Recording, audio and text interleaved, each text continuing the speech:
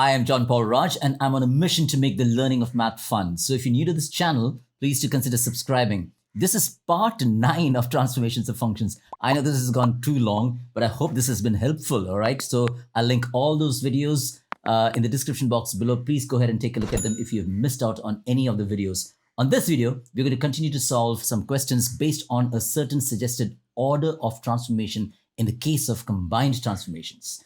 Let's start.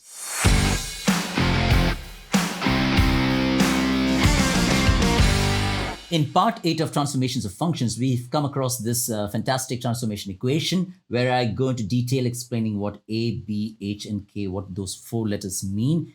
Each of them affect the parent function in a different way. We solved one of these questions where we saw the transformation of a parent quadratic function. Today we're going to take a look at the transformation of a trigonometric function. In particular, this is a cosine function. Okay, so without further ado, what we're going to do in this particular question, rather than breaking it down, I think in part A, each stage I broke it down one graph at a time. This time we're just going to look at those 4 letters and graph it in one go, all right, without breaking it down. Now, if you want, you can do it this way, also break it down. But I suggest the more you practice like this, the better you'll get it, and then you can check your work later to verify that your graph is correct. So here's the graph. Here's the function g of x. The first thing to do is identify the function. The parent function, as we said, is a cosine function, and I would strongly recommend that you write it in that general form. So this is to be written as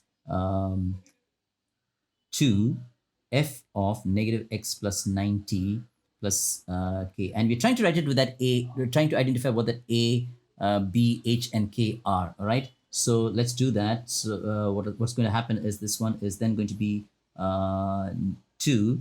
And we're going to have, just to rearrange the terms to get it in that form, x minus h. So I'm going to have to write this as minus 90 plus 8. Okay, can you see this? All right. This is so that we can compare it with that form. Let me change the color. One sec. Here we go. So the form that we had was y is equal to a f of x minus h. There's a b there. All right. So let me just do that again. There's a b, there's a b, all right, x minus h, and plus a k. Did I just switch colors? Yeah, so that's the transformation equation. And then when you compare these two, you can see that a is equal to 2, b equals -1, h is comparing, okay, with this, it becomes easy to do that. That's 90, and k is 8, all right? So you can clearly say that the parent function is cosine. Okay, that's the first thing. And you know that the parent function has gone 90 degrees to the right and k units up. All right, so that means the x-axis, which was the central line, now is no longer, it's gone up. Okay, so y is equal to 8 is going to be the central line.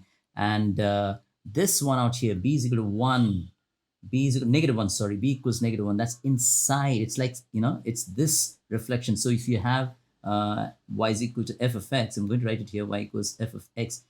It's actually -x. That's what it's, okay? So the original function, if it was y equals f of x, now what's happening, it's y equals f of -x, and that is a reflection about the y-axis. So a cosine function being an even function, right? The parent cosine function is something like this, right? Let me make sure that you guys can see this. The parent cosine function is something like that, all right? So, and you know that that's an even function, so it is going to be symmetric about the y-axis anyway. So even when you make that kind of a reversal of sign, it's still going to be the same function, okay? So it doesn't make much of a difference for a cosine function. But in as we saw in the earlier video in part 8, first take care of the reversal of sign, and this time it's the same function because cosine is an even function, okay? Symmetric about the y-axis. Then we can make sure that it's got a stretch, vertical stretch of 2, and then it goes up here. So let's do that final piece of the graph here, the final position, that is. So if this were the x-axis, whoa, why did it suddenly? Okay, here we go. If that were the x-axis, remember I said that this graph has moved up. So I'm just going to draw this line, y equals 8. Can you guys see this? All right, it's fairly light now. Okay, there you go. That should be y equals 8.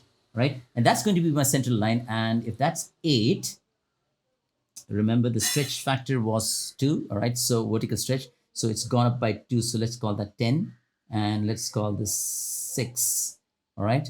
So this was the cosine function, okay? This was the cosine function.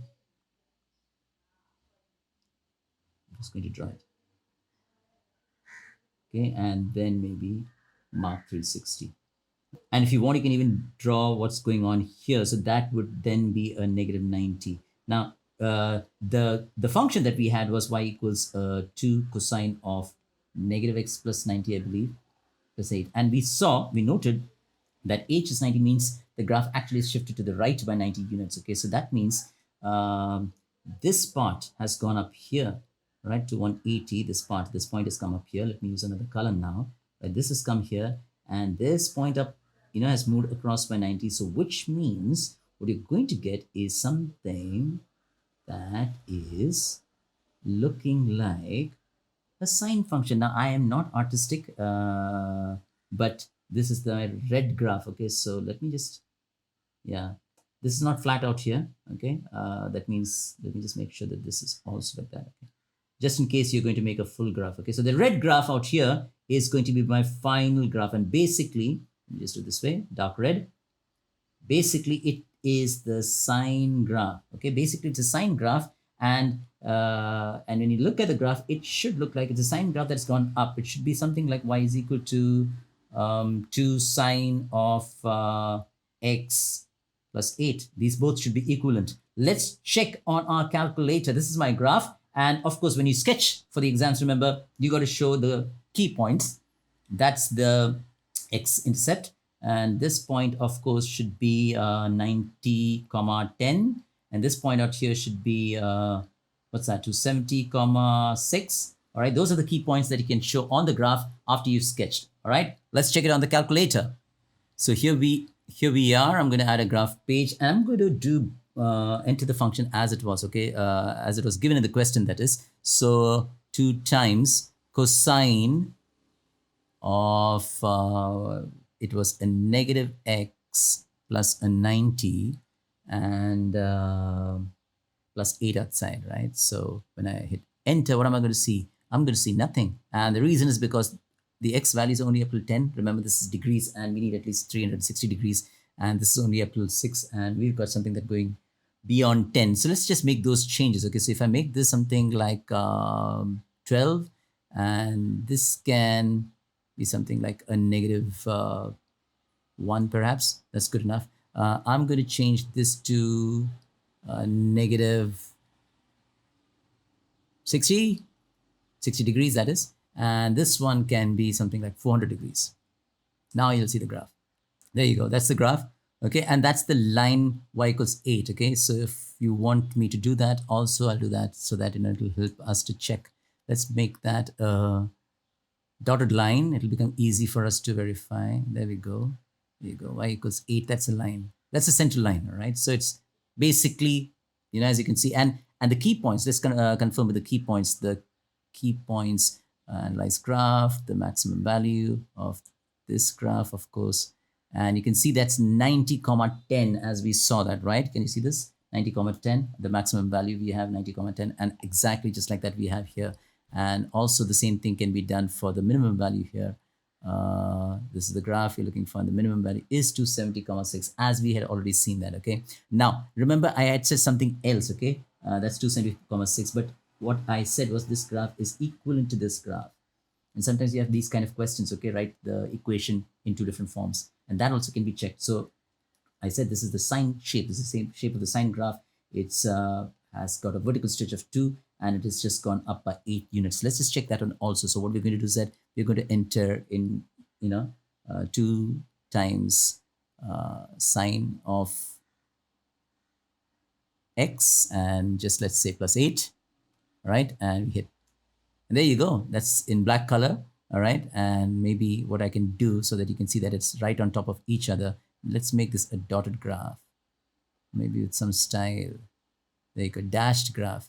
You can't see it clearly, right? Because it's black in color. Yeah, there you go. Now you can see that they're exactly on top of each other. So sometimes you'll be asked to write the function in a different form. So if it was given in cosine, you'll be asked to write in sine, or if if it was given in sine, you will be asked to write in terms of cosine. So I hope this was useful. If you're given a question like this, this was a cosine function, a transform cosine function, make sure you bring it to this transformation, the general transformation equation, so that you can identify your A, your B, your H, and your K correctly. And once you do that, you will be able to draw the sketch in one go, in one shot. We didn't break it down. It really will help if you know the basic shapes of the parent functions, as we saw in an earlier video. Remember, the sketching need not be artistic as long as you've labeled the key points, the maxima, the minima, the intercepts, and all other key features of the graph. If they're indicated, that's good. So I hope that this video is useful to you. In the next video, we are going to talk about absolute value transformations. See you there.